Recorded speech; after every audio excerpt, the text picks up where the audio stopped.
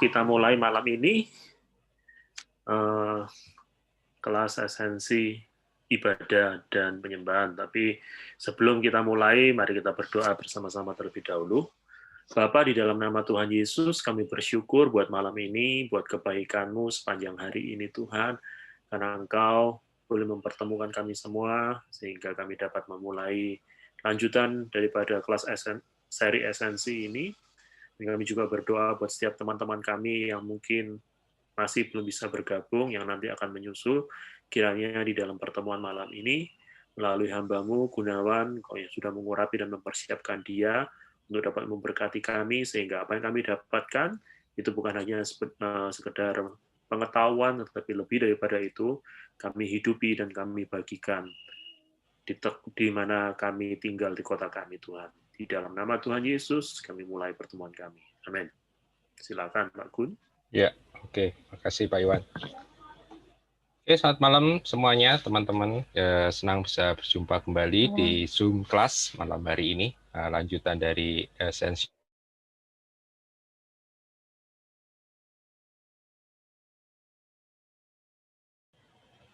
Kita akan masuk ke esensi yang kedua, yaitu esensi ibadah dan penyembahan. Tapi di flyer saya hanya menyebut sebagai esensi ibadah. Tapi pasti berkaitan antara ibadah dan penyembahan. Dan seperti biasa saya akan share screen terlebih dahulu supaya kita bisa mengikuti dengan lebih baik ya, dengan ada bantuan PowerPoint.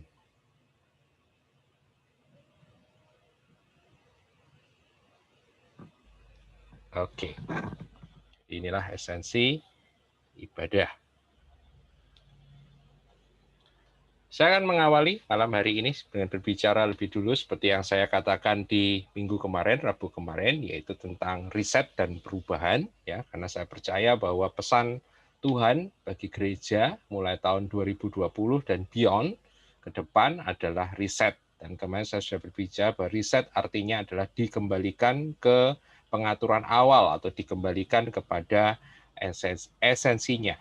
Nah, tentu saja kalau kita melihat kenapa Tuhan memberikan pesan tentang riset, karena kondisi gereja atau keberadaan gereja hari-hari ini, saya katakan sudah hampir, saya katakan mungkin kalau boleh saya katakan itu keluar dari esensinya. Kita lebih menekankan kepada ekspresi, lebih ribut dengan aksesori, tapi kadang-kadang tidak bisa memahami esensi. Sehingga kenapa kehidupan bergereja secara korporat dan kehidupan kekristenan secara pribadi kita itu tidak bisa maksimal karena kita tidak memahami esensi, tapi kita terlalu ribut dengan aksesori atau ekspresi. Nah, itu saja untuk dapat kembali ke pengaturan awal, maka gereja harus siap. Ya, gereja harus siap, harus ready, dan harus mau ya mengalami sebuah perubahan tersebut. Ya. Nah, saya katakan bahwa perubahan hari-hari ini bukanlah pilihan, namun merupakan sebuah keharusan. Dan saya sudah mengajarkan ini sebenarnya sudah lama sekali, mungkin sudah 10 tahun lebih ya, 10 tahun lebih tentang the changing church, gereja yang berubah. Tentu saja perubahan yang dimaksudnya ada perubahan kepada esensi, perubahan kembali kepada makna dasar. Dan ada satu ungkapan yang biasa kita dengar, ya, change or die. Jadi kalau kita itu tidak mau berubah, maka biasanya ya kita akan mengalami kematian. Demikian juga di gereja. Saya mengalami kalau gereja tidak bersedia berubah dengan apa yang sedang hari-hari ini Roh Kudus kerjakan, ya gereja akan mengalami kemandekan, stuck, dan bahkan kematian. Nah, bagaimana kita bisa mengalami perubahan ini? Nah, perubahan ini saja tidak terjadi secara secara tiba-tiba atau secara spontan atau secara begitu saja. Tapi perubahan itu memang harus di-prepare, ya. Perubahan itu harus dipersiapkan. Perubahan itu harus diupayakan. Perubahan saja tidak dipaksakan, tapi perubahan itu harus diupayakan. Sebab kalau tidak diupayakan, maka perubahan itu biasanya tidak akan terjadi. Nah, kemarin ada pertanyaan kalau nggak salah dari Yogi tentang bagaimana perubahan ini bisa terjadi, bagaimana gereja ini harus bisa kembali lagi kepada esensi atau riset, dan kurang lebih selama 10-15 tahun yang kemarin kita sudah banyak berbicara bahwa untuk bisa mengalami perubahan itu sendiri, maka kita harus mengalami 3 re dalam kehidupan kita, atau 3 re dalam kehidupan bergereja. Yang pertama adalah redefinisi. Redefinisi yang dimaksud bukan memberikan makna yang new, betul-betul baru, tapi sebenarnya menurut pengertian redefinisinya mengembalikan makna asli daripada apa yang dikatakan Alkitab, ya. Kenapa saya harus katakan begini? Karena hari-hari ini ada banyak kata-kata, kosakata, ungkapan yang kita baca itu ada di dalam Alkitab, tapi pemaknaannya secara modern itu sudah jauh dari pemaknaan aslinya yang ada dalam Alkitab. Misalnya kemarin saya berbicara tentang esensi gereja. Misalnya kata gereja hari ini. Gereja dalam pengertian modern biasanya apa? Gereja ya gedung gitu kan, tempat orang berkumpul. Makanya biasanya kalau ditanya gerejanya di mana, maka disebut gereja saya di jalan ini, atau gerejanya apa? Ya, itu berbicara tentang organisasi. Nah, padahal kalau kita kembalikan ke dalam Alkitab bahwa gereja itu tidak pernah bermakna gedung, gereja itu tidak pernah bermakna organisasi, tapi gereja dalam pengertian Alkitab, eklesia adalah panggilan, atau orang-orang yang dipilih, orang-orang yang terpanggil. Jadi bicara people, orang-orang dipanggil keluar. Jadi kalau kita berbicara gereja dalam pengertian Alkitab, maka gereja itu adalah orang. Gereja itu adalah kita. Gereja gereja itu nggak pernah berbicara tentang gedung. Nah, redefinisi ini perlu diberikan supaya kita bisa kembali kepada makna asli dan kita bisa menghidupi makna asli. Oleh karena itu yang kita kerjakan kurang lebih selama 15 tahun sebenarnya adalah memberikan definisi-definisi ulang ini kepada rekan-rekan. Dan malam hari ini saya juga akan memberikan definisi-definisi itu selama 4 kali pertemuan. Dan malam hari ini kita akan berbicara tentang ibadah. Kemudian setelah redefinisi diluncurkan, maka biasanya kita harus melakukan reposisi. Nah, ini bicara tentang leadership biasanya. Bagaimana bahwa orang-orang yang ada di dalam gereja, yang ada di dalam tanda kutip, orang-orang yang ada di dalam level-level leadership atau kepemimpinan di dalam gereja, itu harus mengalami perubahan posisi, perubahan fungsi, ya, perubahan cara pandang tentang apa fungsi dan tugasnya. Ya, mungkin ini besok Rabu depan saya akan berbicara lebih banyak tentang repositioning ini.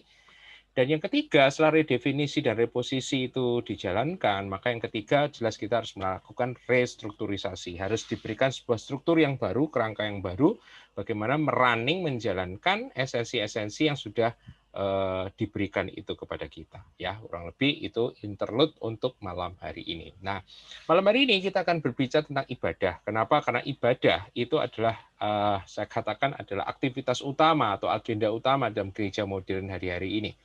Tapi seperti yang tadi saya bilang, bahwa seringkali ketika saya melihat ibadah hari ini dan ibadah yang ada di dalam Alkitab, maka ada kesalahan, ya saya katakan ada misunderstanding, ada miskonsepsi, ada salah pemahaman atau ketidakakuratan pemahaman tentang ibadah itu. Dan malam hari ini kita coba ngulik, ya, kita akan coba belajar bersama-sama tentang ini. Apakah kesalahan modern, konsep modern atau konsep Kristen modern tentang ibadah? Kalau kita berbicara tentang ibadah, dan saya harus sertakan penyembahan, worship, ya, karena biasanya ibadah dan penyembahan itu sebenarnya sangat erat, ya, sangat berdampingan, dan bahkan saya katakan sama sebenarnya. Tapi hari-hari ini kan dibedakan, gitu ya. Saya menyebutnya ada dua yang saya soroti, pemahaman yang kurang tepat dari ibadah dan penyembahan itu. Yang pertama misalnya, di dalam gereja-gereja karismatik, gereja-gereja Pentakosta, tapi terutama karismatik misalnya, kata penyembahan, worship, seringkali diartikan sebagai menyanyikan lagu-lagu pujian yang bernada pelan. Ataupun kemudian di dalam praktek karismatik misalnya menyanyikan pujian dalam bahasa roh, ya, yang disebut sebagai singing in the spirit. Tapi itu yang dimaknai sebagai worship. Makanya kalau orang yang memimpin pujian liturgos di dalam gereja-gereja mainline, itu sehingga disebut sebagai worship leader, pemimpin penyembahan atau pemimpin pujian. Kalau pemimpin penyembahnya sudah ngomong mari kita menyembah, maka biasanya dalam gereja karismatik akan langsung dengan bahasa roh, gitu ya, atau menyanyikan lagu-lagu pelan, itu yang disebut sebagai worship, sebagai penyembahan. Tetapi kita akan melihat nanti bahwa ini bukanlah makna penyembahan yang ada di dalam Alkitab. Yang kedua adalah ibadah. Bahwa ibadah dalam pengertian kekristenan modern seringkali diartikan sebagai pergi ke gedung gereja pada hari Minggu. Itu ibadah. Ya, di hari-hari lain juga disebut ibadah sih. Tapi biasanya ya nggak tahu, ada semacam pemahaman kalau ibadah yang hari-hari lain tuh kayaknya nggak wajib gitu. Tapi kalau ibadah hari Minggu tuh wajib, sakral, dan harus, dan mungkin nilai amalnya dianggap lebih tinggi daripada yang lain gitu. Makanya kalau seringkali kita ditanya orang atau kita bertanya sama orang, udah ibadah? Orang, oh sudah, misalnya. Biasanya akan langsung ditanya, jam berapa kalau ibadahnya lebih dari satu ya. Program ibadahnya beda. Oh saya ibadah pagi, oh saya ibadah sore, ya. Saya ibadah yang pagi jam berapa, biasanya ditanya seperti itu. Ibadah di mana? Ya. Jadi pengertian ibadah adalah pergi ke gedung gereja ya untuk melakukan program itu di hari Minggu. Ini pengertian penyembahan dan ibadah secara modern. Nah, tapi apakah itu yang diajarkan Alkitab sebenarnya? Mari kita akan mencoba melihat. Saya akan memulai dari worship lebih dulu atau ibadah itu ya. Nah, saya harus menyamakan ibadah dan penyembahan karena sebenarnya ya saya tidak melihat ada perbedaan. Kalau dalam konteks kekristenan modern, ibadah dan penyembahan itu beda ya. Di dalam acara ibadah ada penyembahan gitu. Tapi kalau kita bisa melihat sebenarnya ibadah itu ya penyembahan. Beribadah itu menyembah. Menyembah itu ya beribadah. Jadi ibadah dan penyembahan itu sebenarnya sama. Ya, nggak beda sebenarnya, sama saja ibadah. Kalau bisa melihat satu teks yang sangat terkenal di dalam Kejadian pasal 22 ketika Abraham membawa Ishak untuk dikorbankan di Gunung Moria, maka kita akan membaca di dalam Alkitab bahasa Indonesia kita, Abraham berkata kepada bujangnya, engkau tinggal di sini sebab aku beserta anakku, aku beserta anak ini, kami akan beribadah, kami akan sembahyang. Gitu. Dalam bahasa Inggris, kalau rekan-rekan membaca, maka di situ rekan-rekan akan mendapatkan kata we will worship, kami akan menyembah. Jadi menyembah, ibadah, sembahyang itu sebenarnya sama. Nah, di dalam perjanjian baru dan perjanjian lama ada banyak kata-kata yang diterjemahkan sebagai worship ya, dan sebagai penyembahan atau ibadah di dalam Alkitab Indonesia kita. Tapi untuk kepentingan malam hari ini saya hanya akan menyoroti 3 saja yang saya anggap itu populer gitu ya, terkenal dan jumlahnya banyak. Terutama yang 2 yang saya sebutkan. 3 kata itu, yang pertama adalah proskuneo, ini dalam perjanjian baru, ini kata Yunani, proskuneo. Saya tidak mengambil perjanjian lamanya, perjanjian barunya, proskuneo. Kemudian yang kedua adalah latreo. Dan yang ketiga adalah treskeia. Nah, yang kedua, 1 dan 2, proskuneo dan latreo, itu yang paling banyak ya. Treskeia saya harus cantumkan karena ada satu ayat yang biasanya nanti digunakan ya dalam pengertian ibadah. Nah, apa maksudnya dari 3 kata ini aja? Apa itu proskuneo? Apa itu latreo? Apa itu treskeia? Yang sebenarnya bisa diartikan sebagai ibadah atau menyembah. Kita akan belajar satu persatu malam hari ini. Yang pertama adalah kata proskuneo. Apa arti proskuneo? Proskuneo misalnya dipakai di dalam perjanjian baru, saya hanya ambil satu teks saja karena keterbatasan waktu. Misalnya dalam Yohanes 4:24, yang sangat terkenal, ayat yang terkenal, pasal yang terkenal, yang berbicara tentang penyembahan atau ibadah, yaitu percakapan Tuhan Yesus dengan perempuan Samaria. Di mana di dalam dialog antara Tuhan Yesus dan perempuan Samaria, maka ada satu topik yang mencuat keluar, yaitu tentang ibadah. Wanita Samaria itu berkata, ibadah yang benar itu di mana? Ya, ibadah apakah di Yerusalem ataukah di gunung ini yang dimaksud Gunung Gerizim?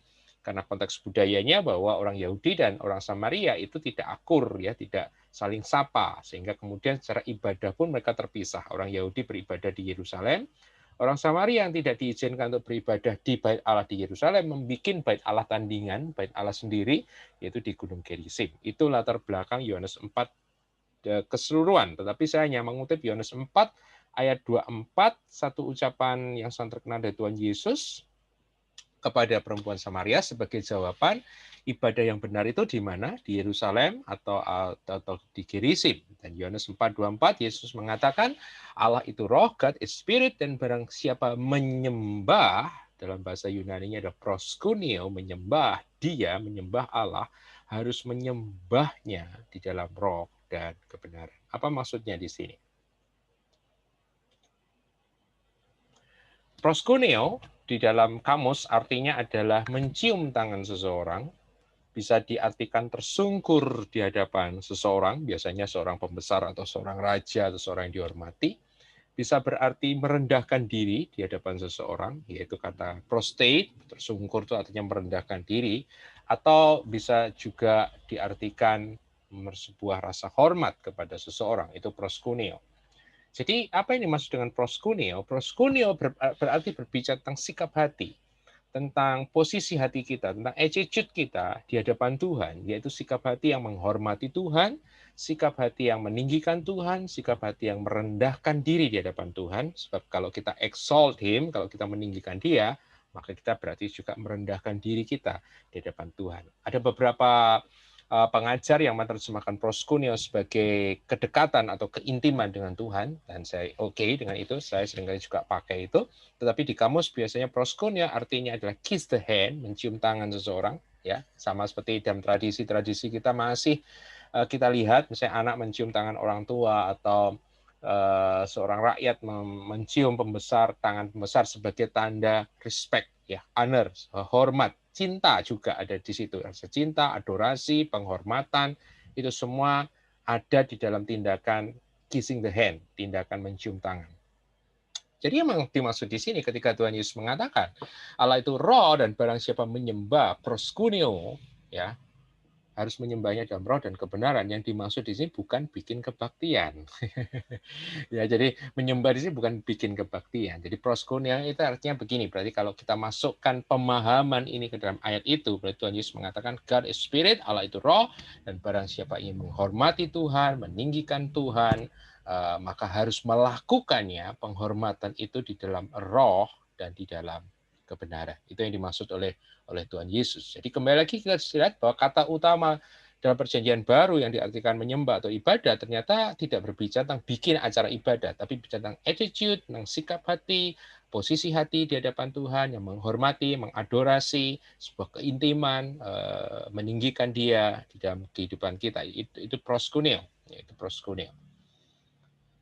Lalu yang kedua, yaitu kata latreo.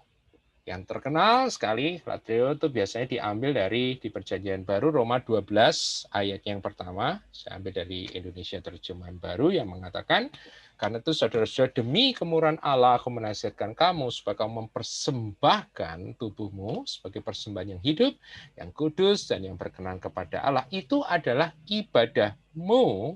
Nah, kali ini tidak menggunakan kata proskuneo, tapi menggunakan kata latreo yang dalam teks itu adalah latreia. Latreia yang sejati itu adalah ibadahmu yang sejati. Logiken latreian itu di dalam teks aslinya, ya, ibadah yang sejati. Nah, apa yang dimaksud dengan latreia atau latreo di sini? Latreo artinya adalah menyembah di hadapan di hadapan publik atau penyembahan yang dilakukan di hadapan orang banyak, atau saya katakan open worship, sebenarnya penyembahan yang terbuka, itu latreo. Bisa diartikan juga latreo itu adalah melayani Allah, minister to God. Atau bisa juga latreo dikatakan memberikan persembahan, memberikan gift atau memberikan korban. Kata latreia atau latreo seringkali dipakai oleh seorang imam yang mempersembahkan korban di hadapan Allah. Inilah latreo atau latreian, ya. Berarti kalau kita berbicara tentang latreia atau ibadah, apa bedanya latreo dengan proskuneo? Kalau kita melihat proskuneo adalah sikap hati, lebih berbicara tentang sesuatu yang tidak terlihat, invisible, sesuatu yang ada di dalam hati kita. Sedangkan latreo atau latreia artinya ada sebuah action, sebuah tindakan.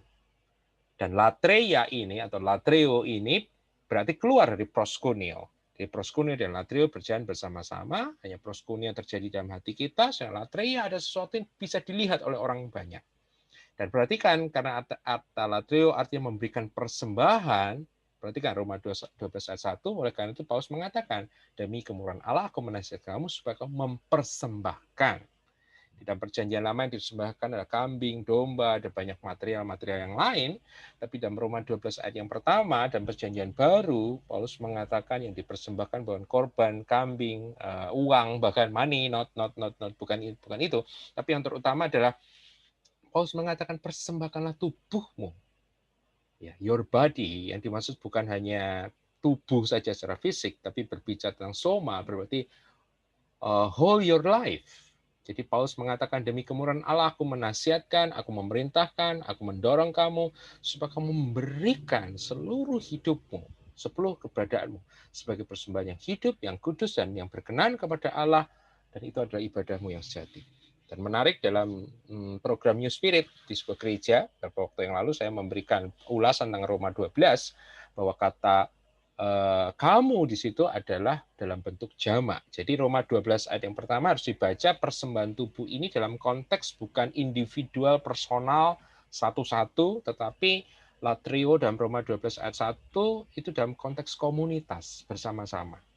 Dan yang menarik, ketika dikatakan sebagai persembahan yang hidup, maka dalam bahasa Inggrisnya dengan jelas sekali dikatakan a living sacrifice. Jadi tubuhnya yang dipersembahkan banyak, tapi persembahannya adalah tunggal. Nah, ini menunjukkan berarti Tuhan memandang gereja itu sebagai satu kesatuan, sebagai one body. Yang di dalam one body itu ada banyak member, tapi one body dari depan itu adalah one body.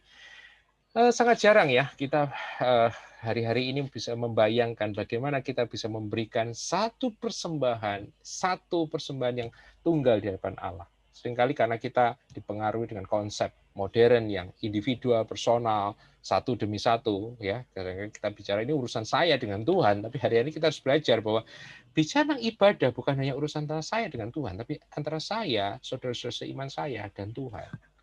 Oleh karena itu saya memberikan kesimpulan dalam perjanjian baru, latria atau latreo itu ditunjukkan sebuah sikap penyembahan, sebuah sikap melayani Allah dengan melalui kehidupan korporat yang kudus.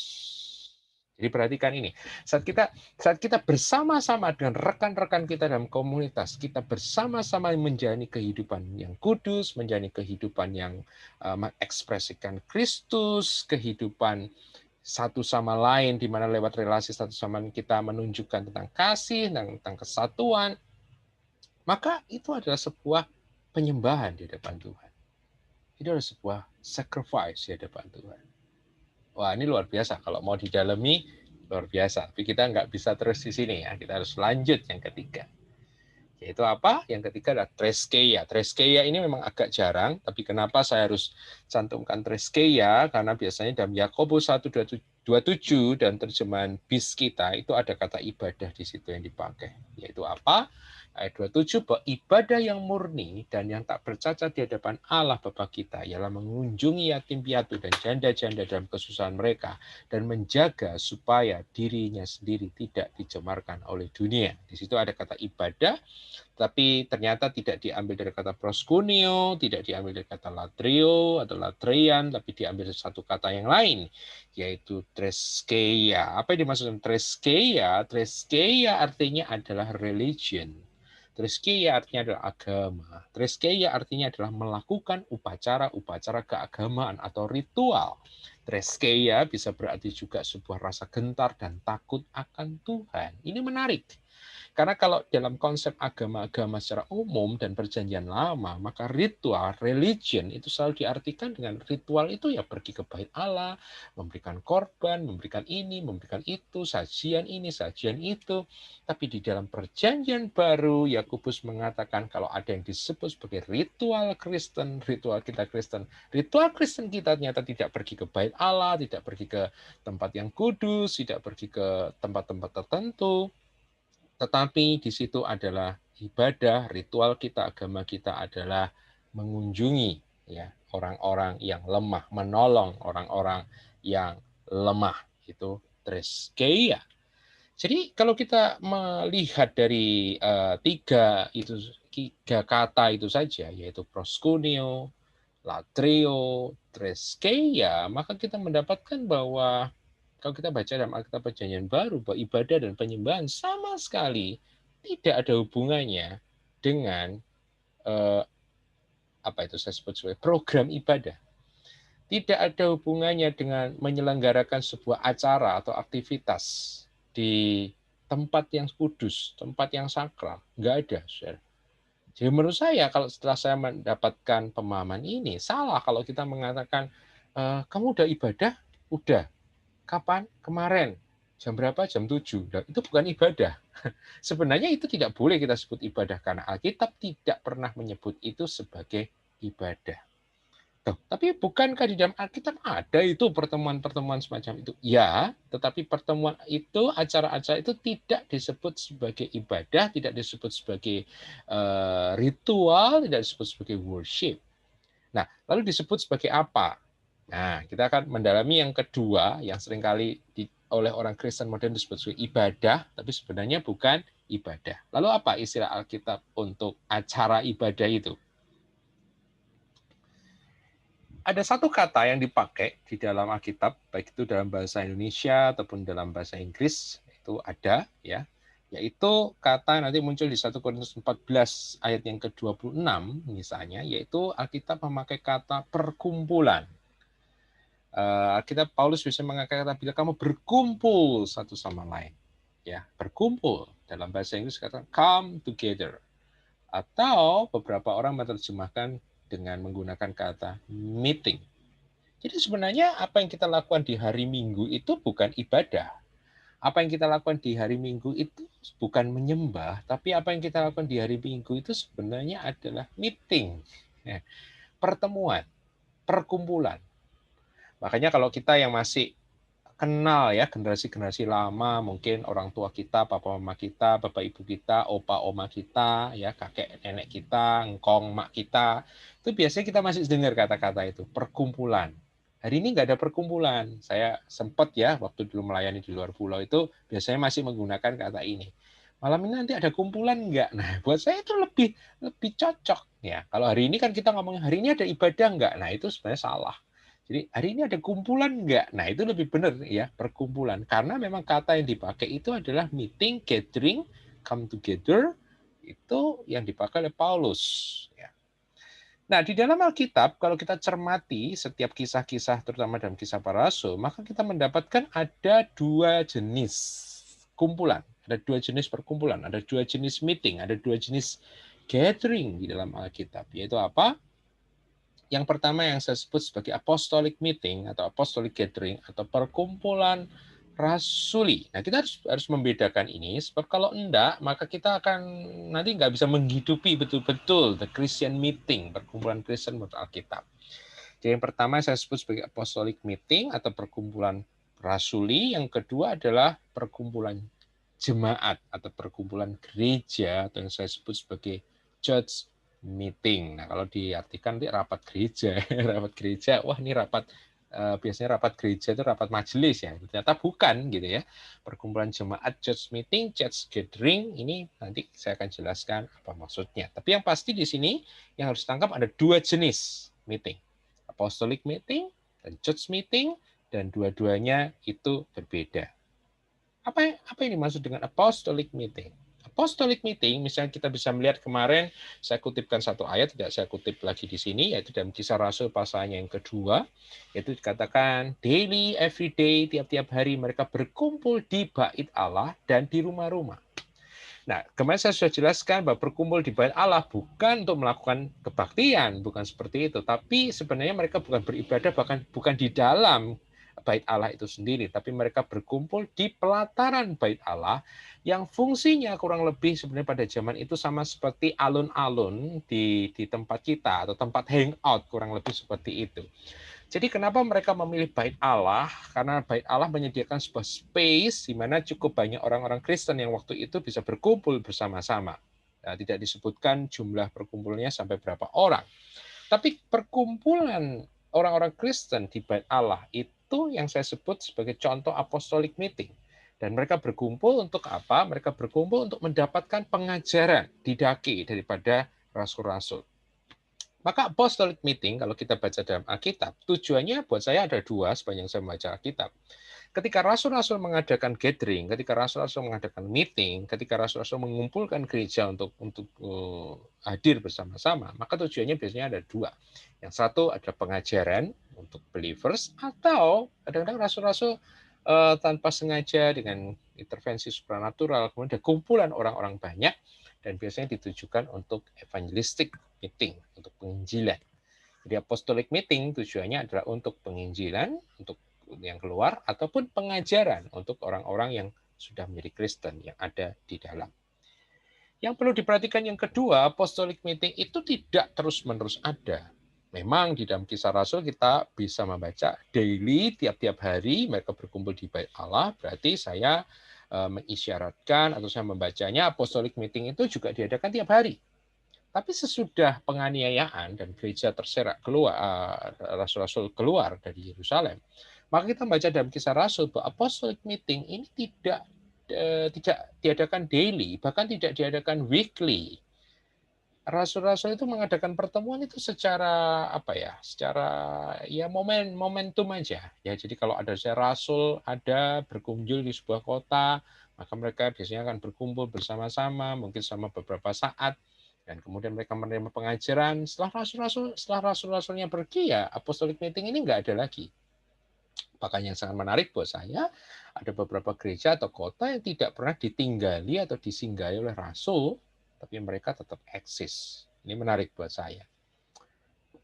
Di dalam apostolic meeting, saya membacanya kebanyakan bersifat satu arah, karena bersifat untuk mengajar, untuk menanamkan doktrin, menanamkan konsep, ya, maka sifatnya adalah satu arah. Yang bisa masuk satu arah adalah dari sang rasul, yang kita sebut sebagai speaker, berbicara kepada jemaat. Nah, apostolic meeting ini yang biasanya kita lihat setiap hari Minggu, itu adalah apostolic meeting. Nah, padahal sebenarnya hari Minggu tuh harusnya formatnya bukan apostolic meeting, tapi church meeting. Nah, ini juga salah, gitu kan.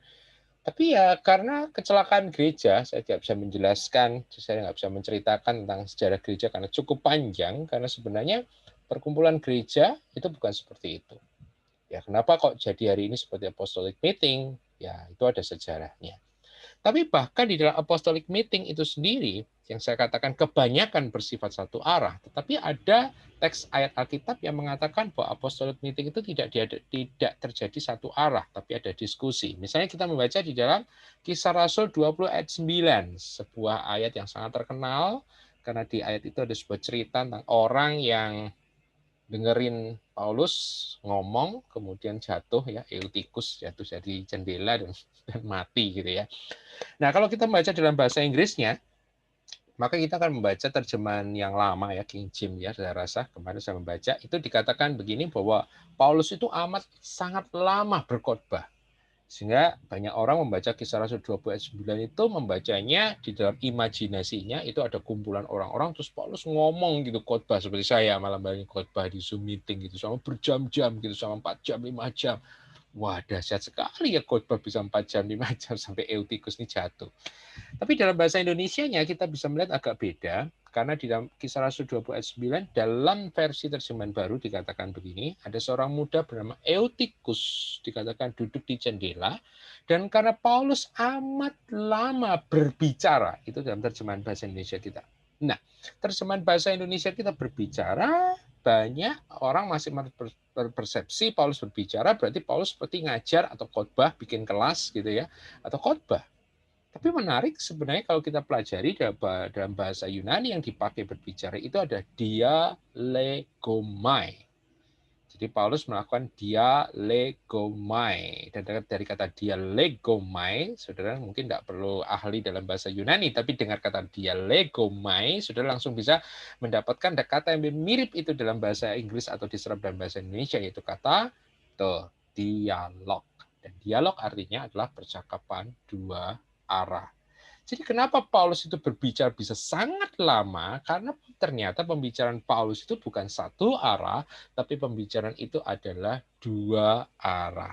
Dan saya secara pribadi udah pernah, dan ketika saya mendapatkan kebenaran ini, maka setiap kali saya mengadakan kumpulan-kumpulan, dulu home church, saya selalu melakukan dialog. Saya lebih suka berdialog, bertanya jawab. Ya ada sesi satu arah, tapi kebanyakan sesi dua arah. Dan saya juga pernah mengalami ini ketika berbicara di sebuah rumah, ya ini cerita sedikit ya. Jadi kalau kita itu kembali ke esensi, kita akan mengalami hal yang sama seperti di dalam Alkitab.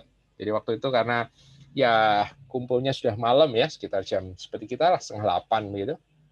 Dan saya ngajar, dan kemudian orang tua, ada parents, ada orang tua, ada anak-anak ya. Kemudian saya duduk dekat jendela, kemudian ada satu anak muda yang duduk ya yang ada di bukan jendela, di tangga ya, tangga menuju lantai 2-nya kurang lebih begitu. Dan seperti Paulus kayaknya saya berbicara begitu lama karena dialog. Kalau dialog tanya jawab itu kan bisa lama ya. Kemudian ada satu anak muda mungkin ngantuk ya, sehingga kemudian bahasa Jawanya gelundung, saudara ya, jatuh tapi nggak sampai mati, saudara ya. Tapi kita bisa melihat, saya bisa melihat ketika saya mengamati begitu, saya joke sama mereka, kata, wah ini peristiwa Eutikus terjadi lagi. Mereka semua ketawa ya. Tapi itulah yang terjadi. Jadi sebenarnya setting gereja, bahkan ketika apostolic meeting pun itu berlaku sangat informal, kekeluargaan, dialog, tanya jawab. Dan itu yang harusnya terjadi ya di dalam kehidupan bergereja. That's apostolic meeting. Ini pertemuan rasuli. Tapi yang kedua ada yang disebut sebagai church meeting atau perkumpulan gereja. Bagaimana gereja mula-mula berkumpul di dalam Alkitab? Ternyata bukan seperti yang biasa kita adakan di hari Minggu itu, yang ada pembukaan, nyanyi lagu pelan 1 kali, 3 lagu cepat, 1 lagu pelan, kemudian khotbah, ada 1 lagu pelan lagi. Atau sekarang di masa pandemi dipendekin, kadang-kadang 2 lagu pelan, khotbah, langsung selesai begitu ya. Tapi whatever itu kurang lebih ya strukturnya seperti itu.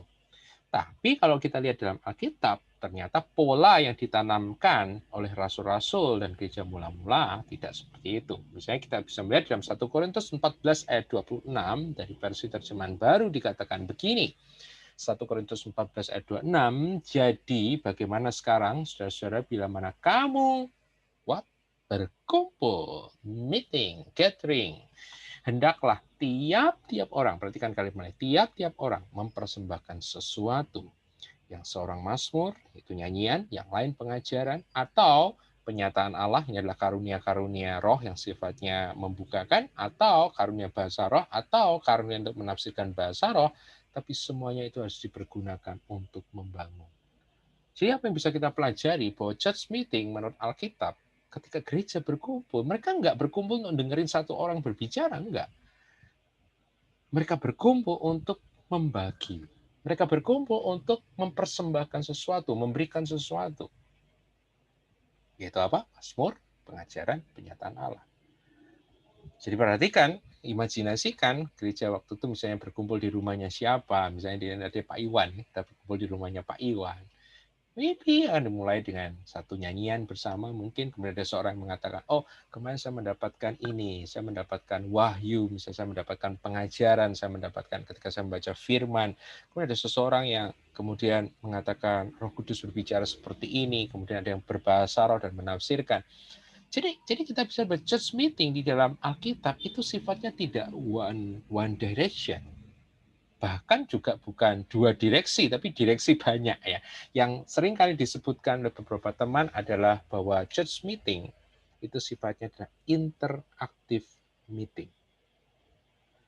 Tidak ada anggota atau orang Kristen di dalam church meeting menurut Alkitab Perjanjian Baru itu yang sifatnya pasif, hanya dengerin, saya hanya dengerin aja deh, saya nggak ikut-ikut, nggak ada, saudara. Jadi kalau kita bisa lihat dalam Perjanjian Baru, church meeting itu sifatnya interaktif. Setiap orang akan datang dan memberikan sesuatu, berkontribusi. Kenapa church meetingnya kayak begitu ya? Karena menurut saya bahwa church meeting ini adalah ekspresi dari church fellowship. Pertemuan gereja itu sifatnya seperti itu karena persekutuan gereja itu artinya memang itu. Jadi church meeting itu sebagai expression, sebagai sebuah wujud dari persekutuan. Apa sih persekutuan? Saya singgung sedikit saja tentang persekutuan. Persekutuan itu bukan dari satu kata kutu, kemudian ditambah sekutu, satu kutu. Persekutuan adalah bagaimana proses kita menjadi kutu-kutu, bukan seperti itu. Tapi kata persekutuan, nah kembali lagi ya, kalau gereja modern ngomong persekutuan itu artinya apa? Baik lagi ya, program, acara, kebaktian. Ya enggak ya. Kata persekutuan sebenarnya diambil dari satu kata Yunani, yaitu koinonia, di mana ini dekat dengan kata yang lain, yaitu kata koinos, di mana kata koinos artinya adalah umum, bersama. Makanya persekutuan itu adalah kebersamaan, kurang lebih seperti itu. Yang kalau kita baca dalam kamus, definisi kamus yang diberikan, bahwa koinonia artinya adalah partisipasi. Apa itu partisipasi? Partisipasi artinya adalah apa? Keikut sertaan. Jadi kalau ada gathering, ada kumpulan, kemudian saya misalnya mengatakan saya mau bersekutu dengan mereka, saya mau bersekutu dengan rekan-rekan. Berarti saya sudah ingin berpartisipasi, saya mau join, saya mau ikut. Kemudian ada kata berikutnya, ada distribusi, membagikan. Jadi sudah join, udah ikut, kemudian apa? Membagikan sesuatu. Makanya bahasa keren yang dipakai di persekutuan-persekutuan karismatik itu sampai sekarang adalah apa? Sharing. Ya kan? Sharing itu apa? Membagi. Yang dibagi apa? Kalau kita membaca dalam Kisah Rasul, bukan hanya hal-hal yang spiritual saja. 1 Korintus 14:26, tekanannya ada hal-hal yang spiritual. Firman, pernyataan, Mazmur, pujian. Tapi dalam Kisah Rasul 2, yang di-sharing bukan hanya hal-hal yang sifatnya spiritual, tapi juga material, ya, orang-orang, uang. Makanya kita baca di Kisah Rasul, ada orang-orang yang menjual rumahnya, membeli ladangnya, kemudian uangnya diberikan di kaki rasul untuk didistribusikan. Nah, kata persekutuan juga bisa berarti komunikasi. Jadi perhatikan ini, koinonia artinya ada partisipasi, distribusi, komunikasi. Nah, karena arti persekutuan itu sendiri seperti itu, maka tidak heran, maka pertemuannya, ekspresinya juga seperti itu.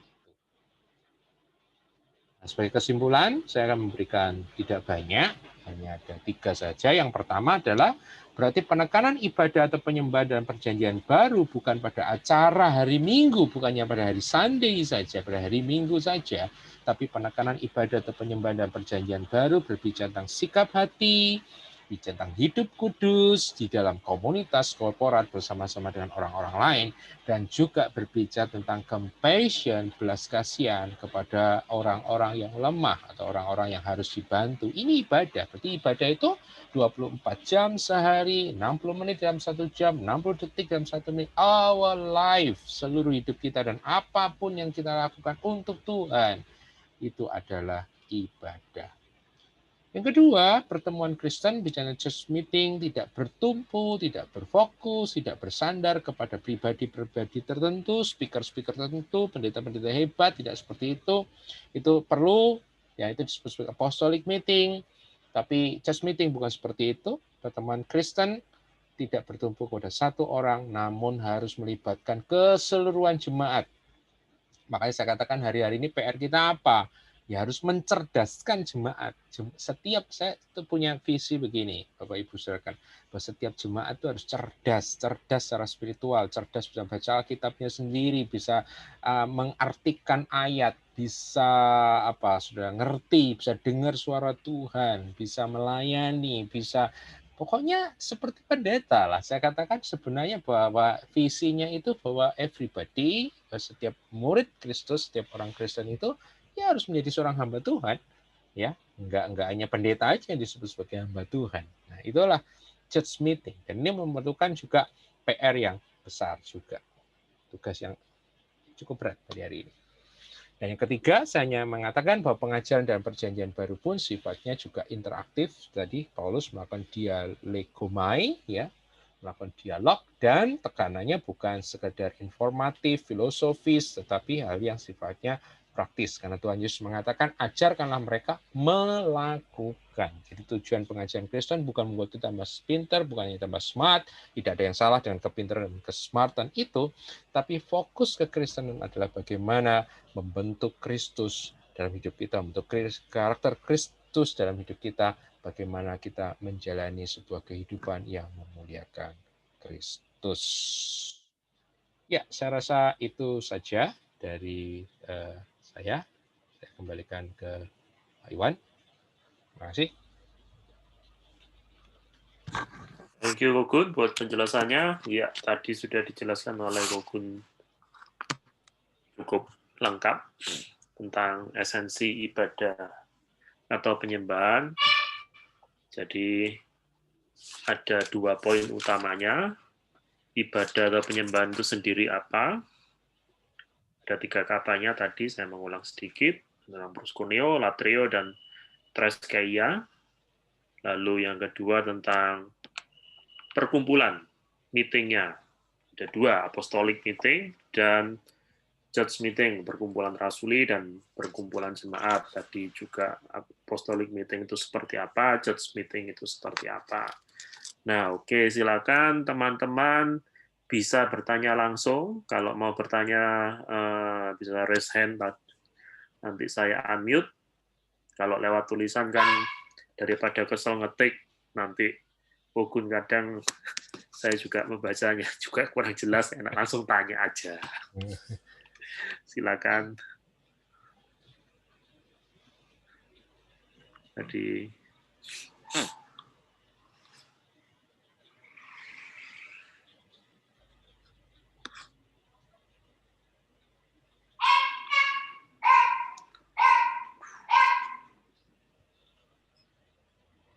Oke, dia mau bertanya? Jangan malu, nanti sesat di jalan.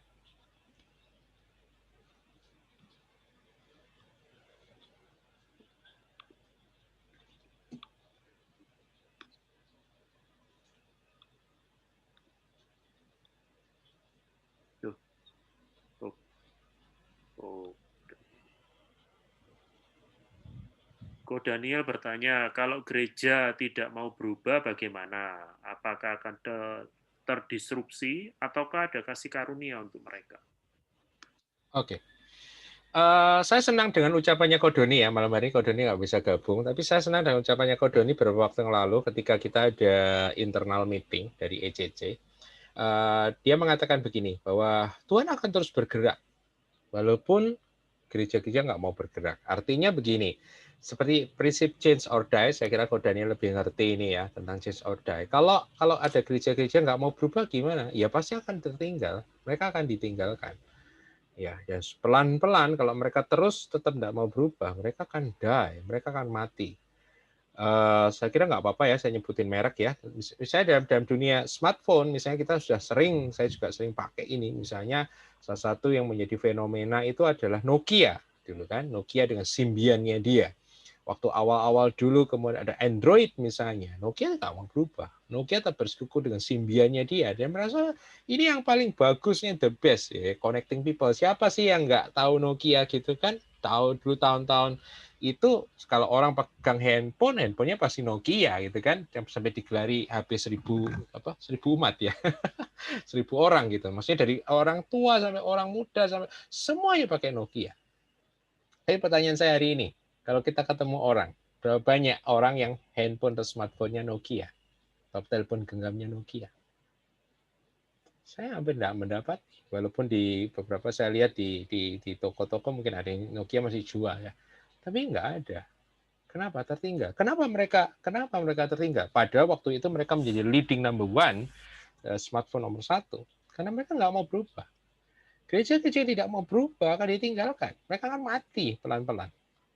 Apakah ada kasih karunia buat mereka? Pasti ada. Saya kira pasti ada. Mereka akan tetap dipakai Tuhan dalam keterbatasan tertentu. Mereka akan tetap dipakai Tuhan. Mereka akan tetap mengalami lah kasih karunia. Tuhan tidak akan pernah meninggalkan mereka dalam pengertian kasih sayang anugerah ya. Tetapi dalam pemakaian Tuhan, bagaimana menjadi the agent of the kingdom, bagaimana menjadi agen kerajaan Allah, menurut saya gereja-gereja yang tidak mau berubah ini akan selesai pada waktunya. Itu menurut saya kok. Gitu ya.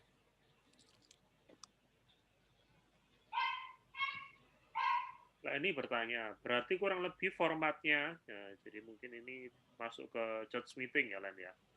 Berarti kurang lebih formatnya seperti Komsel, di mana setiap orang bisa berkontribusi dalam hal ya pengalaman daily life-nya yang dia alami dan bisa belajar firman bersama. Gitu ya pertanyaannya, Len. Ya, setuju. Bahwa Komsel itulah, tapi kembali lagi ya, Komsel hari ini pun saya masih merasa itu masih belum seperti yang dikatakan di dalam firman. Walaupun ya mungkin Komselnya saya nggak tahu ya, karena konsep Komsel dan ekspresi Komsel, cara kerja Komsel tiap-tiap gereja itu nggak sama ya. Saya juga mempelajari gerakan komunitas sel itu kan banyak sekali pattern-nya. Tapi kebanyakan mostly Komsel-Komsel yang terjadi itu masih sangat kontrol ya, masih dalam pengertian itu masih bersumber kepada paper misalnya, kepada ya nggak ada pembicara sih, cuma papernya itu yang sebagai pengganti pembicaranya gitu, semacam itu. Tapi kalau menurut saya, visi saya bahwa church meeting itu harus lebih bebas daripada itu, lebih merdeka daripada itu. Makanya kalau kita belajar, ada satu buku tapi sekarang mungkin sudah nggak keluar lagi. Buku pertama dulu ketika kita belajar tentang gereja sel itu buku yang cukup tebal, yang cukup besar, karangan dari Dr. Ralph Neighbor, ya, seorang penggagas gereja sel. Dia mengatakan bahwa salah satu gereja sel, komunitas sel itu bukan komunitas kutu Alkitab, kutu buku. Maksudnya ya bukan itu. Saya masih melihat bahwa banyak komsel-komsel itu seperti ibadah hari Minggu yang dipersempit gitu. Ibadah hari Minggu yang dipindahkan dari gedung ke rumah, yang dipindahkan dari duduk ke atas ke duduk ke bawah, diperkecil yang kalau ibadahnya bisa 100-200, di komsel hanya 10-15. Tapi secara formatnya masih nggak ada beda. Nyanyi lagu pelan, ada lagu cepat, kemudian ada khotbah, ya, walaupun ada QA. Tapi kebanyakan mungkin seperti Zoom meeting malam hari ini ya. Kan ini kita itu kelamaan ya, pasif, kelamaan apa itu diem. Kalau kita tuh sudah berabad-abad diajarin kalau ibadah bahkan di Zoom aja itu harus denger, nggak boleh, bahkan nggak boleh ngomong, ya, itu yang terjadi. Jadi menurut saya ya oke, kalau mungkin kalau misalnya tempatnya Leni boleh discuss, boleh saling apa ya, mungkin TikTok gitu ya bahasa saya itu, saya bisa seperti kita malam hari saya dengan Pak Iwan, Ko Iwan misalnya kayak begitu. Ya kurang lebih seperti itu. Hanya lebih flowing, lebih mengalir, lebih spontan, dan lebih memberikan space buat Roh Kudus. Hari ini di Komsel saya nggak pernah membaca itu, atau saya nggak pernah menyaksikan ya di Komsel tiba-tiba ada yang bernubuat gitu. Biasanya nggak boleh, sudah jangan bernubuat gitu kan, karena ada ekses negatifnya. Jadi secara supranatural saya nggak melihat banyak. Komsel itu seperti kelompok diskusi gitu, kelompok diskusi Alkitab. Ya, kurang lebih gambarnya seperti itu, tapi buat saya lebih luas lagi, lebih apa ya, lebih flowing lagi, lebih fluid lagi, lebih ngeroh lagi. Ya, kalau itu ditambahkan, ya seperti itu kurang lebih gambarannya. Gitu. Ini mungkin yang seringkali jadi pengalaman dari Budian. Untuk bentuk gereja yang interaktif, di mana semua orang berperan aktif, kok akan lebih repot ya. Karena banyak orang yang suka sekali ngomong sampai nggak tahu waktu. Padahal intinya cuma satu, tapi bulat ke sana kemari. Contohnya kalau dikasih waktu buat kesaksian, bisa berjam-jam, sehingga church meeting itu bakalan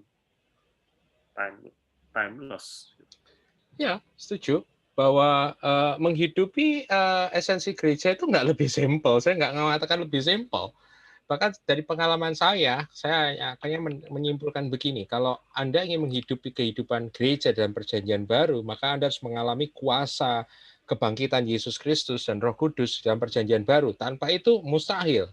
Nah, jadi dari pengalaman saya hidup di dalam menghidupi esensi gereja ini, saya mendapatkan akhirnya ketika saya harus membentuk church meeting ala Alkitab, maka semua standar, semua tuntutan yang dalam Alkitab itu akan diberlakukan kembali. Ya, misalnya setiap orang harus spiritual, setiap orang harus intim dengan Tuhan, setiap orang harus berhikmat, setiap orang harus begini, semuanya akan kembali lagi. Nah, oleh karena itu saya mengatakan, lo kan lebih repot. Lah iya, memang hidup tuh memang repot. Ya kalau nggak mau repot ya mati aja kan, gitu kan. Maksud saya gini, bahkan sebagai Ibu Dian saya percaya sebagai mama yang baik, sebagai orang tua. Jadi orang tua repot nggak? Repot. Kadang-kadang ada hal-hal yang kita nggak bisa shortcut kan? Ada hal yang kita bisa shortcut kepada anak. Tapi apakah itu menjadikan anak lebih baik? Tidak. Orang tua yang baik akan lebih suka repot, tapi yang penting anaknya bertumbuh. Lebih gimana? Tadi dikatakan kalau ada satu orang, oh ya saya juga ngalami, pasti itu ada 1-2 di komunitas itu seperti itu. Makanya kembali lagi ke dalam Alkitab, mungkin besok ya ketika saya bicara tentang leadership, salah satu kriteria penatua itu adalah salah satunya kalau kita membaca dalam pemahaman bahasa Yunani itu bisa ngeliding orang-orang yang semacam ini. Bisa apa ya? Maksud saya bisa bukan controlling sebenarnya, tapi bagaimana bisa mengarahkan orang-orang yang talkative ini supaya ya langsung pada topiknya, atau misalnya kalau sudah keluar dari topik dikembalikan ke topiknya. Itu adalah karakter-karakter penatua, itulah karakter-karakter leader di dalam gereja perjanjian baru itu seperti itu. Jadi apakah lebih beresiko? Oh ya, pasti lebih beresiko. Tapi juga menjanjikan kehidupan yang lebih lagi. Membuat setiap orang menjadi pasif dan tidak berbicara mungkin lebih aman secara format. Tapi akibatnya apa? Akan mematikan kehidupan banyak orang-orang percaya. Contohnya hari ini aja. Makanya kalau ada yang mau sharing, ada yang mau berbagi, semuanya diam. Kenapa? Ya sudah berabad-abad dibiasakan diam, mau disuruh bicara gimana? Nggak bisa. Dan itu juga memerlukan sebuah transisi, bagaimana membuat seseorang yang sudah didiamkan lama, itu kemudian bisa berbicara di church meeting.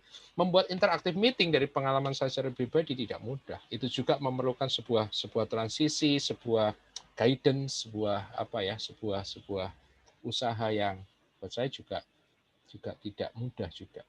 Tapi itu menjanjikan, begitu jadi asik banget gitu buat saya.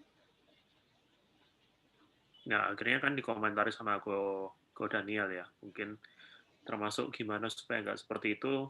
Cuman ya seperti yang dirimu sampaikan, Kun, mungkin akhirnya terjebak di ekstrem yang satu, controlling. Seringkali Komsel kalau tidak terprogram ketat dan terkendali atau dengan paper yang dipelajari, jadi semisal khotbah hari Minggu dibahas kembali gitu loh, diperdalam, istilahnya diperdalam, atau topik tertentu yang diskusikan malah jadi ajang gosip atau promosi bisnis dan lain-lain. Ya, ini mungkin Daniel menanggapi seperti itu supaya ya dengan adanya kontrol supaya nggak terjadi penyimpangan-penyimpangan. Itulah perlunya kematangan seorang penatua. Disitulah kematangan seorang penatua itu diuji. Disitulah kematangan seorang leader itu diuji. Itu di situ. Bagaimana dia bisa tetap mengarahkan kembali tanpa mengontrol ketat. Bagaimana dia bisa menjaga ritme spirit ya, ritme roh kudus, ritme roh itu di dalam pertemuan komunitas tanpa mematikan gerakan roh itu sendiri. Oleh karena itu seorang penatua jemaat harus menjadi seorang yang matang, mature, dewasa, memiliki buah roh dalam kehidupannya, terkoneksi dengan Roh Kudus. It's a challenge. Buat saya itu tantangan dari seorang pemimpin di dalam paradigma perjanjian baru. Kayak begitu. Berarti semisal kayak pertemuan Komsel yang seringkali, ya mungkin beberapa Komsel yang lain enggak ya, tapi mayoritas Komsel kan seringkali memperdalam khotbah hari Minggu kan, Gun.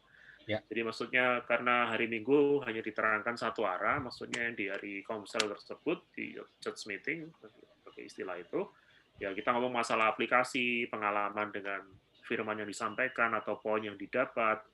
Tapi ya pada akhirnya seringkali jebakannya kalau saya ikut beberapa kali ya mesti nggak hidup ya. Dan Ya. entah kesaksian itu sungguhan atau enggak, atau dibuat-buat, atau bahkan seperti Budian tadi bilang, malah dari poin tersebut ngalur ngidul nggak karu-karuan ngomongnya seperti itu. Gimana? Ya, karena ya kembali lagi karena itu ya, semuanya by fear, semuanya karena ketakutan ya. Oleh karena itu menurut saya satu ya yang seperti kemarin saya bilang, let my people go, biarkan umat Tuhan itu pergilah, biarkan umat Tuhan itu berekspresi, biar umat Tuhan itu mengalami sesuatu dan belajar membagikan sesuatu. Dari situlah kemudian kita bisa koreksi, kalau salah ya dikoreksi, kalau salah ya dibetulkan. Nah, oleh karena itu nanti kalau sudah melakukan church meeting ini kan muncul tuh problem-problem yang selama ini ya namanya orang nggak ngomong kan kayaknya nggak ada masalah karena nggak boleh ngomong. Tapi begitu ngomong kan kita tahu masalahnya. Nah, oleh karena itu nanti pekerjaan berikutnya berarti ada preparing, mempersiapkan church meeting. Termasuk salah satunya berarti apa? Ya mendewasakan orang-orang yang ada di dalam komunitas Anda, dalam komunitas organik Anda, dalam gereja Anda, dan semacam itu. Nah, kalau sekarang udah gampang ya, semua nggak boleh ngomong. Gampang, udah kayaknya nggak ada masalah. Tapi banyak masalah sebenarnya, begitu kan? Nah, dengan church meeting model gereja perjanjian baru, maka kita akan kembali lagi. Nanti mungkin kita akan bahas besok juga, pelayanan itu apa sih? Titik beratnya di mana? Kenapa dalam Alkitab banyak menitik beratkan hal misalnya discipleship, pemuritan? Karena memang itu berimbas ke church meeting. Kalau discipleship-nya berhasil, kalau pematangannya berhasil, pembapaannya berhasil, church meeting-nya akan kaya. Kalau tiap-tiap orang yang ada di komunitas itu mengalami Roh Kudus dan firman Allah secara limpah, maka perkumpulan-perkumpulannya itu juga akan limpah secara rohani. Kalau mereka kering, ya mereka nggak ngalami apa-apa, maka church meeting-nya juga akan kering, semacam itu. Jadi bahkan saya bisa melihat bahwa kesehatan sebuah gereja dalam pengertian kembali lagi bukan gedung ya, tapi kumpulan orang-orang percaya. Kalau kita masuk di dalam gereja ini, esensi gereja, kita bisa lihat dari mutu kualitas church meeting-nya. Kalau church meeting-nya garing, boring, maksudnya nggak ada apa-apa, ya berarti kerohaniannya begitu juga. Gitu. Nah, tapi kalau sekarang kan kayaknya nggak, aneh ya, bisa tipu-tipu ya. Kayaknya, wah ibadahnya kayaknya wow luar biasa keren gitu kan. Begitu kita masuk ke kehidupan real, daily life, kedodoran. Ya kenapa? Karena hari-hari ini keluar dari esensi, yang terjadi hanyalah apa? Kita itu sedang aksesori. Hari Minggu tuh buat saya kan kebanyakan aksesori itu. Aksesori yang ditunjukin tuh aksesori. Tapi apa esensinya seperti itu? Enggak juga. Ya, makanya di satu sisi itu tidak controlling bukan berarti terus kemudian dilepas begitu ya, tanpa ada preparation ya. Buat saya enggak seperti itu juga. Jadi harus dipersiapkan, harus didewasakan. Controlling dalam pengertian controlling organik ya harus dijalankan ya, misalnya ada salah harus ditegur, kalau yang keluar harus dikembalikan, tapi tanpa harus mematikan inisiatif, ide, kreativitas ataupun gerakan Roh Kudus di dalam kehidupan orang tersebut.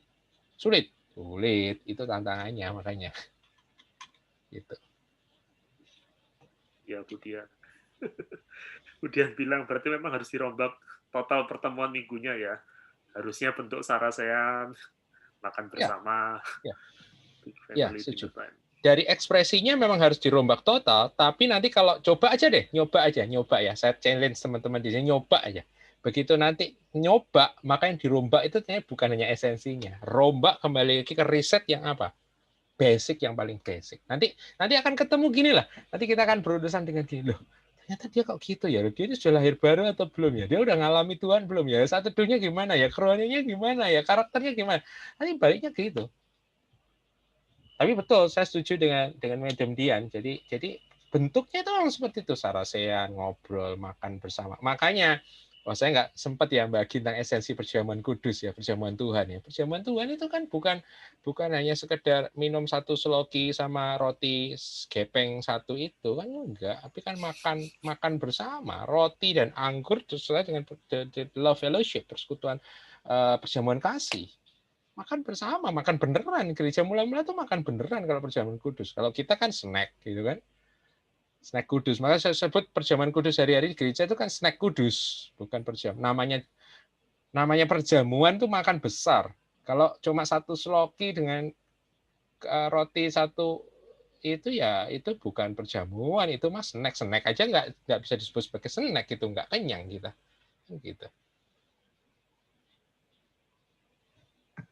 Berarti church meeting-nya nggak berkualitas karena salah satunya yang seperti kamu terangkan karena memaknai esensi ibadah dari 3 kata tersebut ya nggak karu-karuan juga ya. Mulai dari proskuneo, latreo, dan treskianya. Jadi mengenai sikap penghormatan terhadap Tuhan, kehidupan korporat yang kudus, sama memperhatikan sesama. Sehingga pada akhirnya pada saat kita bertemu, baik apostolic meeting hari Minggunya saja, dan kelihatan pada saat komsel banyak yang nggak nyentel khotbah, lalu sharing nggak karu-karuan seperti Budian tadi bilang, harus dikontrol sedemikian ketat seperti Koden bilang ya, karena pemaknaan esensi tiap individu, tiap jemaat ya salah satunya mengenai esensi ibadah malam ini ya nggak ngerti gitu. Ya, makanya kenapa bertahun, mungkin 15 tahun ya, udah 15 tahun, mungkin lebih ya, 15 tahun, 20 tahun ya, 15 tahun, 20 tahun lah. Kenapa kita ngajarin ini tuh kenapa? Karena ini bukan hanya sekedar permainan permainan teologi dan logika, iseng-iseng mainannya Kogun dan teman-teman gitu supaya ada ajang untuk khotbah, enggak sih. Kalau saya bisa melihat misalnya, kalau tadi pemahamannya worship, pemahaman ibadahnya itu salah, maka yang kita ciptakan apa? Buat saya ya kerohanian yang hebat hanya di hari Minggu. Ya kan? Fokus gereja kan hanya untuk hari Minggu. Gimana hari Minggunya bagus, gimana hari Minggunya wah, bagaimana Minggunya itu luar biasa. Kalau hari ini gimana supaya Minggunya itu viewernya banyak gitu kan, dapat followernya banyak kan kayak gitu. Tapi apa akibatnya? Di luar hari Minggu kacau. Ya kan? Bagaimana kita bisa mengajar orang menghormati Tuhan hanya 2 jam misalnya? Bagaimana kita membuat seseorang bisa compassion dengan sesama kalau hanya tekanannya pada hari Minggu? Bagaimana? Nggak bisa. Nggak bisa. Jadi teologi kalau di sekolah kita itu diajar begini. Ortodoksi itu akan menentukan ortopraksi. Keyakinan yang benar itu akan menentukan perilaku yang benar. Artinya kalau understanding-nya salah, behavior-nya pasti salah. Nah, kalau hari-hari ini kenapa banyak orang Kristen dan gereja kok amburadul hidupnya? Cek aja. Jangan-jangan keyakinannya banyak yang salah. Itu aja. Nah, memang pemahaman yang benar saja tidak menjamin. Ada langkah berikutnya, yaitu proses pendewasaan itu kan discipleship itu. Tapi understanding yang benar ini langkah pertama, start awal. Nah, kalau understanding-nya aja udah salah, gimana bisa menghasilkan behavior yang benar? Kan seperti itu. Makanya pengajaran yang benar, yang tepat, ya itu sangat diperlukan. Makanya bertahun-tahun juga saya banyak bicara ini, membangun fondasi konsep-konsep. Kenapa saya banyak bicara konsepnya? Karena kalau konsepnya salah gimana bisa benar?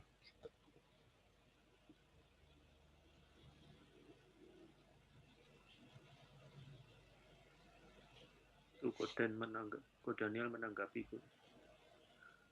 Ya, baca aja, Pak. Kalau dilihat dari kegiatan gereja mula-mula, sepertinya mereka sangat begitu fokus dengan fellowship dan esensi ibadah lainnya, dan tidak secomplicated seperti yang kita temui saat ini dengan gereja yang ada. Sehingga kalau mungkin dengan gereja yang pada saat ini serta mengarah kepada pembentukan lifestyle menyembah, hidup kudus, dan seterusnya. Ya, setuju. Mereka sangat fokus pada esensi lah, pokoknya esensi adalah life. Yang sesuatu yang penting ya kehidupan itu sendiri, lifestyle, gaya hidup, that's it gitu. Mereka nggak terlalu gedung aja mereka nggak punya. Bayangin itu luar biasa loh. Gereja mula-mula itu nggak punya gedung sampai zamannya Konstantin. Konstantin itu tahun 325. Tuhan Yesus itu memulai kegerakan sekitar tahun 30 Masehi. Berarti kurang lebih 300 tahun gereja mula-mula itu nggak punya gedung. Menarik loh. 300 tahun mereka nggak punya gedung. Memang mereka nggak punya duit, punya dong. Mereka punya jemaat-jemaat yang kaya kok. Mereka ada orang ngomong nggak bangun gedung karena teraniaya, enggak juga. Penganiayaan zaman itu juga sifatnya sporadis kok. Ada tempat-tempat yang tidak teraniaya. Jadi kalau ditanya, kenapa selama 300 years, sama 300 tahun, gereja mula-mula tidak punya ambisi bikin gedung? Ya, karena teologi mereka memang bukan bangun gedung. Salah satu khotbah Stefanus yang mengundang 1000 batu merajam dirinya ada ketika ngomong yang Maha Kudus tidak tinggal di dalam bangunan yang dibuat oleh tangan manusia. Ya kan? Sebenarnya makanya saya bersyukur loh kalau hari-hari ini gereja itu dihentikan dari ibadahnya itu bersyukur. Dengan kata lain, makanya saya katakan kenapa di reset? Karena Tuhan akan mengatakan stop with it, stop dengan itu, dan mulai kerjakan yang kembali yang esensi. Nah hari ini kita enggak. Gedungnya ditutup, kita bikin online, gedung online. Ya sama aja dong, sama juga bohong. Makanya saya mengharapkan di esensi ini, saya ngomongnya agak belak-belakan nih ya. Saya ngajak teman-teman yang serius ngerti ini, ayo dong. Jangan main gereja-gerejaan terus, gitu kan. Tugas gereja bukan untuk penyelenggara ibadah, bukan itu. Juga bukan bikin online supaya bagus gimana, enggak. Cuma bisa bayangin nggak kalau Paulus hidup sekarang teman dia bicara tentang gimana, ayo mari kita kumpulkan persembahan karena AC kita udah mulai rusak. Lucu gitu ya kalau kalau misalnya kita membayang gitu. Come on, let's we think about it. Mari kita berpikir tentang itu.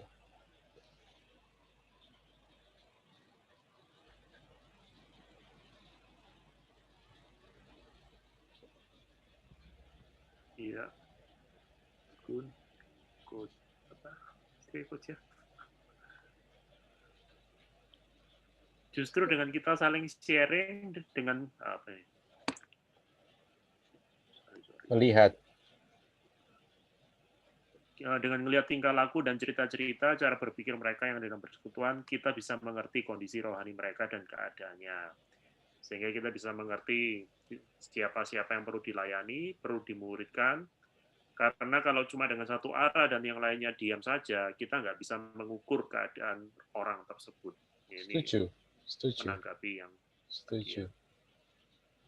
Itu juga kalau saya sudah di church meeting udah bertahun-tahun ya. Salah satunya ada menguji juga buat kita dalam tanda kutip ya, yang merasa dirinya udah dewasa, udah apa gitu kan.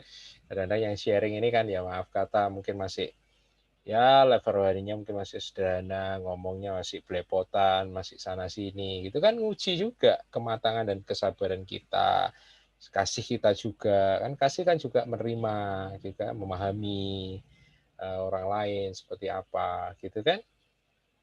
Jadi church meeting yang seperti yang saya bagikan ini banyak banget sih sebenarnya kalau mau digali itu benefits ya, value, keuntungan di dalamnya itu banyak banget dibandingkan dengan model entertain sekarang ya, hari Minggu sekarang.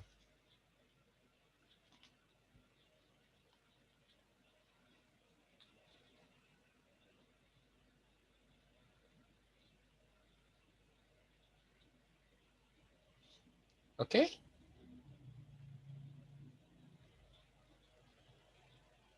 Ada yang nambahkan?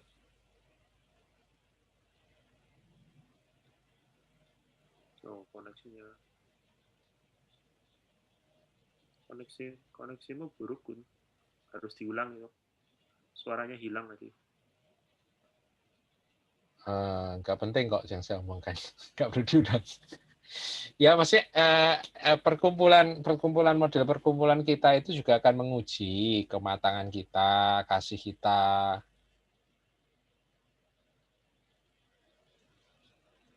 kita kepada yang lain gitu loh.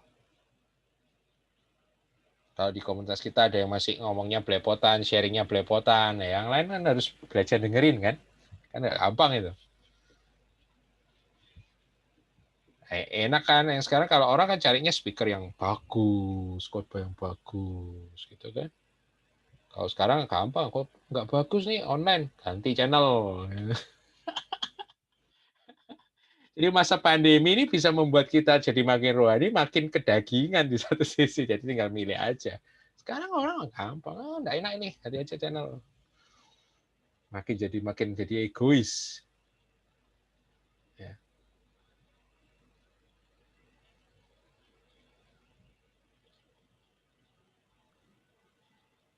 Iya.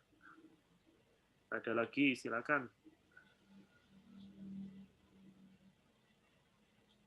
Ivan atau Pastor Ferry atau yang belum siapa? Mungkin ada yang sudah bagaimana mencoba. caranya mengajak teman-teman seiman untuk bersama-sama mencoba menghidupi ini? Aja ikut esensial kelas, Pak.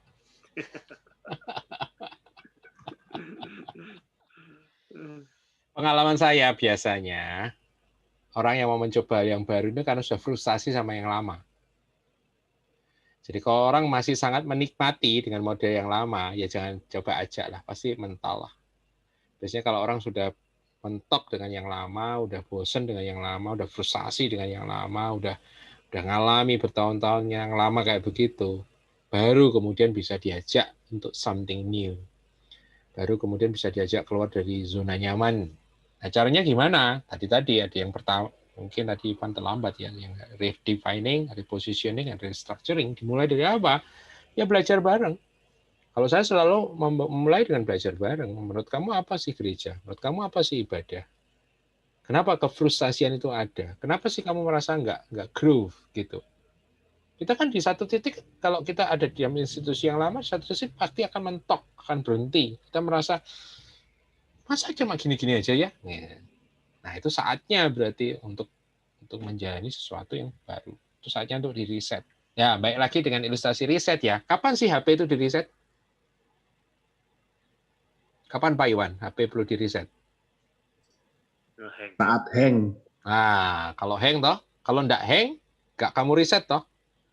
Nah, makanya nunggu hang dulu. Kalau hang baru di reset. Nah, sebenarnya saat hang sama saat lemot.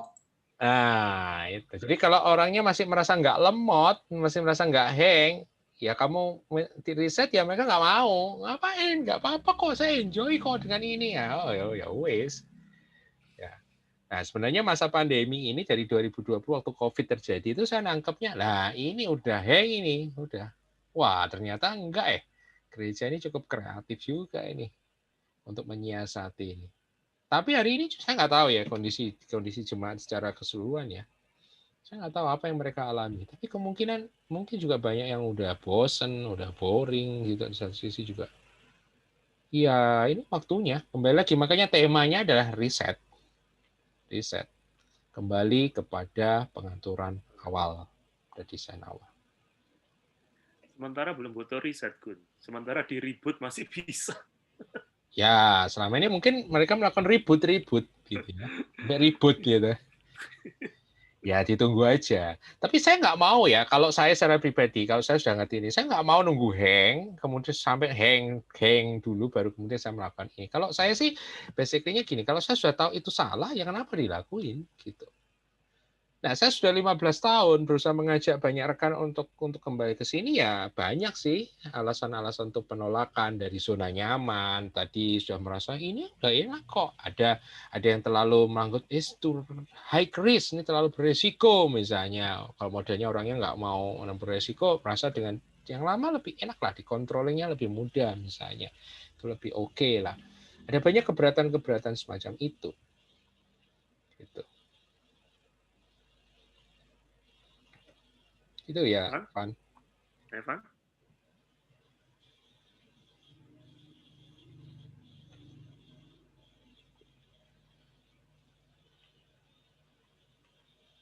Mungkin ada yang mau mencoba bertransisi, ada yang mau tanya? Terperi tuh, udah kelihatan videonya. Oh iya. Silakan. Ya, kalau saya kan yang saya nangkap tadi itu yang ibadah. Ya, tentang proskuneo, latrio, dan treskia ya. Ya, treskia. Karena selama ini kan rata-rata banyak orang itu menganggap itu adalah penyembahan, ketika pujian dinaikkan, penyembahan dinaikkan. Nah, apa yang saya tangkap daripada proskuneo, litrio, dan triska, proskuneo itu kan yang seperti Kak Gun katakan bermula dari hati. Itu adalah secara pribadi, ibadah kita secara pribadi itu bukan untuk dilihat orang, tetapi cara hidup kita di hadapan Tuhan setiap hari. Maksudnya 24 jam, bukan cuma hari Minggu 2 jam. Kadang-kala kita untuk dilihat orang baru kita sepertinya lagi seorang penyembah gitu. Ya, tetapi sebenarnya penyembahan yang benar cara hidup kita di hadapan Tuhan secara pribadi. Ya, apakah waktu kita bekerja, apakah waktu kita terserah apa yang kita perbuat setiap hari. Itu adalah ibadah yang dituntut Tuhan dari kita. Itu yang dikatakan berikanlah persembahan yang sejati. Persembahan yang sejati adalah cara hidup kita. Ini yang saya tangkap daripada sisi proskuneo. Nah, daripada letrio ini adalah bagaimana sikap kita kepada orang lain sebagai satu penyembahan di hadapan Tuhan. Bagaimana sikap kita menghadapi orang lain. Kadang-kala kita itu hipokrit. Di depan mereka kita seperti baik, tapi ternyata di belakang mereka kita menceritakan mereka dan memburukkan mereka. Ternyata penyembahan kita itu tidak benar-benar untuk Tuhan. Bukankah firman Tuhan mengatakan, lakukanlah segala sesuatu itu untuk Tuhan, bukan untuk manusia. Nah, itu yang dipanggil litrio. Ini adalah pandangan yang saya terima secara pribadi. Dan yang ketiga itu treskia, ya, di mana dikatakan kita harus prihatin kepada janda-janda, anak-anak yatim piatu. Ini bukan saja kepada janda-janda anak yatim piatu. Bagaimana cara hidup ibadah kita itu di hadapan setiap orang, termasuk orang-orang yang terbiar ini. Nah, ini yang dipanggil ibadah. Kan semuanya itu bermula dari dalam hati. Ketika kita kembali kepada hati kita, bagaimana kita beribadah kepada Tuhan. Kan ibadah itu adalah menghormati Tuhan. Nah, contohnya kalau kita benar-benar menghormati Tuhan, apakah kita akan melakukan dosa? Pasti tidak. Kan karena kita mengatakan, oh saya sedang beribadah kepada Tuhan, dan ibadah itu bukan cuma waktu kita mau beribadah kita bilang oh beribadah. Ibadah itu adalah setiap hari, setiap waktu, setiap detik di hadapan Tuhan walaupun Tuhan tidak kelihatan. Ini adalah daripada sesi pandangan saya, daripada apa yang saya terima daripada Koko Gun sampaikan tadi, proskuneo, latrenio, dan treskia. Ini sebenarnya harus ada di dalam ibadah kita setiap hari. Bukan cuma di dalam gereja. Kalau ini sudah kita lakukan di dalam hidup kita pribadi, pasti ini terbawa di dalam hidup kita di dalam gereja juga dan bisa dilihat orang lain tanpa kita lakonkan ya. Maksud saya lakonkan ini kan biasa orang itu cuma di hadapan orang yang kita kudus. Ya karena ya sandiwara gitu ya. Di hadapan orang yang kita sandiwara itu yang sok kudus, tapi kenyataannya di hadapan Tuhan kita itu harus jujur di hadapan Tuhan. Kalau kita jujur di hadapan Tuhan, pasti kita jujur juga di hadapan manusia. Ya Tuhan saja yang tidak kelihatan kita bisa nggak jujur, gimana dengan orang yang kelihatan? Ya ini adalah pandangan ataupun apa yang saya terima daripada 3 hal tentang penyembahan ini. Ini baru yang saya rasa inilah penyembahan sebenar kita yang kita harus bawa di dalam gereja, bukan cuma ya, gereja kan kehidupan kita, itulah kita sendiri, kita adalah gereja ya. Penyembahan itu bermula daripada gereja, bukan gedung gereja, tetapi pribadi kita. Ya terima kasih, itu saja pandangan dari saya. Ya, thank you, Per. Insight yang bagus menurut saya ya. Kamu berhasil menyimpulkan tadi ya, bahwa proskuneo bicara tentang kita dengan Tuhan, kemudian latrio bicara tentang sikap kita dengan sesama, kemudian treskeia bicara tentang compassion kepada orang-orang. Mengingatkan saya kepada yang kemarin sebenarnya, up, in, out, ya tak? Up itu proskuneo, in itu latrio, out itu ada treskeia. Jadi sebenarnya ya kembali lagi ke situ. Putar-putar ya gereja kembali ke situ. Setuju sih, setuju. Thank you buat itunya, insight-nya. Wonderful. Amazing.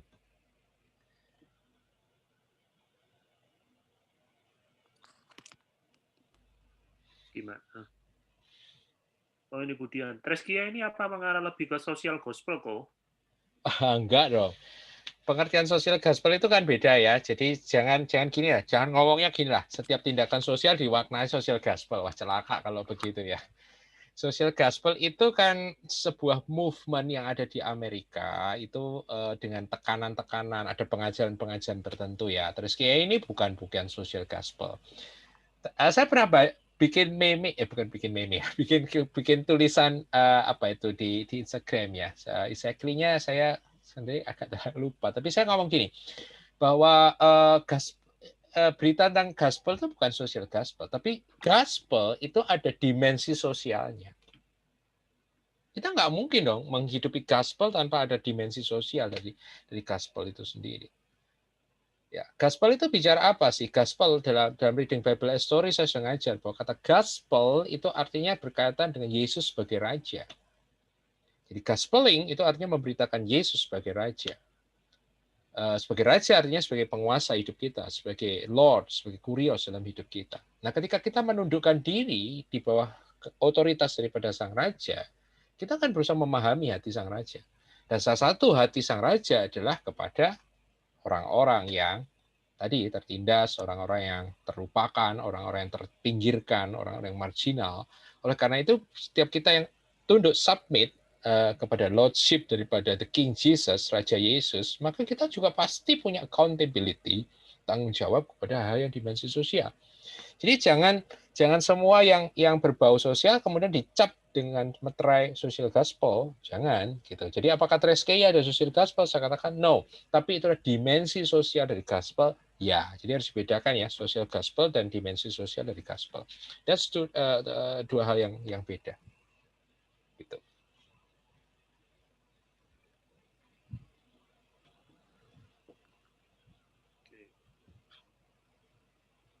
Ada lagi, teman-teman?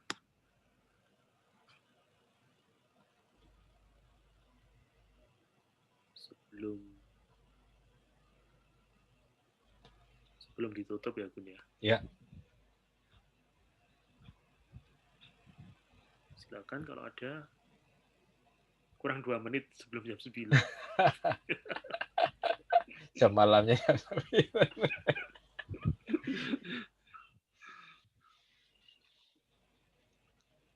Kalau ada pertanyaan boleh ya nanti di share. Kalau misalnya hari ini tiba-tiba seminggu ini ada pertanyaan perenungan, next week Rabu kita masih ada 2 kali pertemuan, bisa ditanyakan. Yang kemarin juga esensi gereja saya ada pertanyaan boleh ditanyakan gitu ya.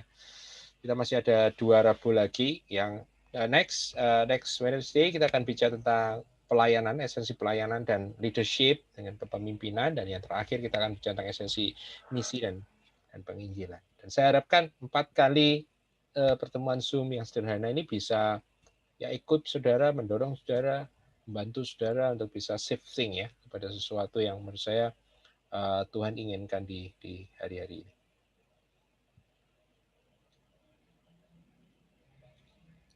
Oke, memang kalau dirasa sudah nggak ada atau sementara masih diolah tadi yang diterangkan sama oh ada Budian, ada rekamannya mungkin podcast ya. Ya, untuk sementara saya akan hanya audionya saja ya. Yang nanti saya kasih Dian di WA yang kemarin itu. Saya lupa sharing ke kamu. Saya sudah post di Facebook sih, kalau mau bisa masuk ke Facebook saya, tapi nanti saya kasih linknya. Podcastnya Spotify Jadi Seven Christ Ministry. Jadi audio saja, maksud saya karena supaya lebih ringan, dan kalau misalnya ibu-ibu sambil masak tahu, tempe, bikin apa, sambil dengerin podcast lagi kan masih bisa. Kalau YouTube kan harus dengerin, kuotanya nanti juga besar gitu kan. Kalau audio kan lebih bisa di-save juga, monggo. Hahaha, katanya betul. Ya udah, karena nanti tempatnya Pastor Ferry sudah jam 10. Ya. Kita tutup malam ini. Saya minta tolong yang berdoa diwakili oleh kaum hawa, ibu-ibu. Apa Gun? Budian atau ke istrinya Serah siapa aja. Bu Anu bisa, Bu Sari. Masih Bu Sari. Ya, silakan Bu Sari. Masih ada enggak? Sudah, silakan. Sudah. Masih ada. Oke. Thank you. Yuk kita tutup dalam doa ya sama-sama. Segala ucapan syukur kami naikkan ke hadapan-Mu Tuhan. Terima kasih untuk setiap kesempatan, setiap momen, setiap pencerahan yang terus Engkau baharui dalam kehidupan kami. Kami semakin tahu, kami semakin mengerti isi hati-Mu Tuhan. Dan kami percaya ini adalah waktunya kami semua bisa Tuhan lebih lagi menjadi seperti apa yang Engkau mau Tuhan.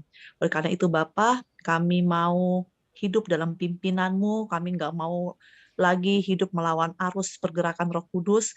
Berikan kami kekuatan, berikan kami semua hikmat buat semua yang sudah mendengar, bahkan buat narasumber.